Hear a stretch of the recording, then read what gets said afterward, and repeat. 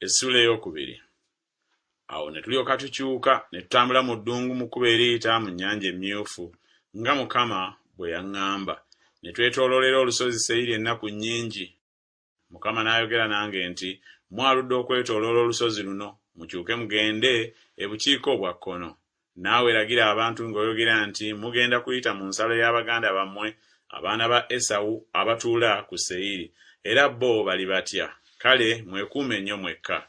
Temuyomba nabo, kubanga sijja kubawa ku nsi yaabwe newaakubadde awalinnyibwa n'ekigere, kubanga nawa Esawu olusozi Seyiri okuba obutaka.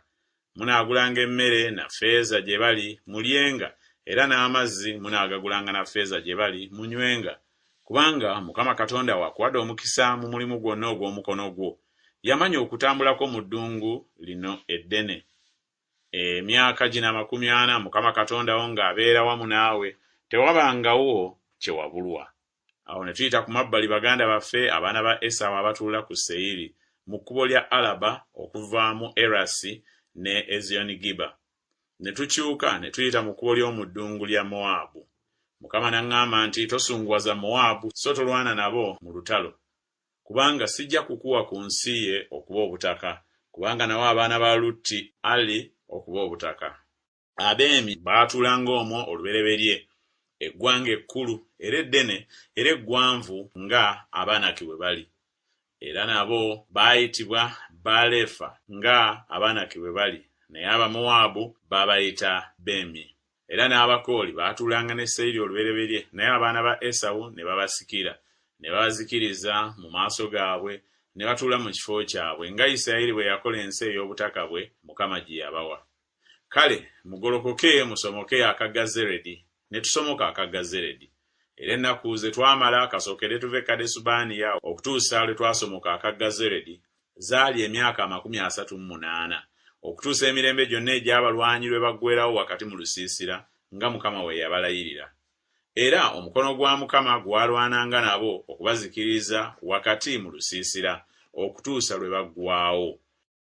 Awo olwatuuka abalwanyi bonna bwe baamala okuggwaawo era nga bafudde mu bantu, Mukama n'alyoka aŋŋamba nti, leero onooyita mu Ali, y'ensalo ya Mowaabu, era bw'onoosemberera abaana ba Amoni era ng'oboolekedde, tobasunguwaza so toyomba nabo, kubanga sijja kukuwa ku nsi y'abaana ba Amoni okuba obutaka, kubanga nagiwa abaana ba Lutti okuba obutaka. Era neyo eyitibwa nsi y'Abalefa. Balefa baagituulangamu edda, naye Abamoni babayita Bazamuzumu. Eggwanga ekkulu era eddene era eggwanvu ng'Abanaki bwe bali.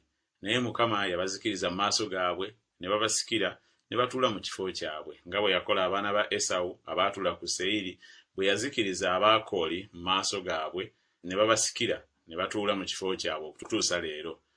N'Abaavi abaatuulanga mu byalo okutuuka ku Gaza, Abakafutooli abaava mu Kafutooli ne babazikiriza, ne batuula mu kifo kyabwe. Mugolokoke mutambule muyite mu kiwonvu kya Alunooni. Daba nga budde mu mukono gwo Sikoni Omwamoli kabaka w'e Kesuboni n'ensi ye.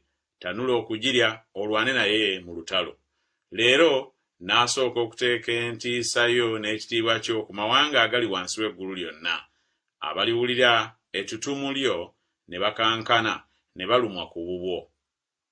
Ne ntuma ababaka okuva mu ddungu ery'e Kedemosi eri Sikoni kabaka w'e Kesuboni n'ebigambo eby'emirembe nga njogera nti, mpite mu nsi yo, n'atambuliranga mu luguudo, sijja kukyamira ku mukono ogwa ddyo newaakubadde ogwa kkono. Emmere onoonguzanga na ffeeza ndyenga, n'amazzi onoonguzanga na ffeeza nnywenga, kyokka mpitemu n'ebigere byange. Ng'abaana ba Esawu abatuula ku Seyiri n'Abamowaabu abatuula mu Ali bwe bankola, okutuusa lwe ndisomoka Yoludaani okugenda mu nsi Mukama Katonda waffe gy'atuwa. Naye Sikoni kabaka w'e Kesuboni n'atatuganya kuyita ku mabbali ge, kubanga Mukama Katonda we yakakanyaza omwoyo gwe n'amuwaganyaza omutima gwe alyoke amugabule mu mukono gwo nga leero. Mukama n'aŋŋamba nti, laba ntanudde okugabula Sikoni n'ensi ye mu maaso go. Tanula okulya ensi ye olyoke ogisikire.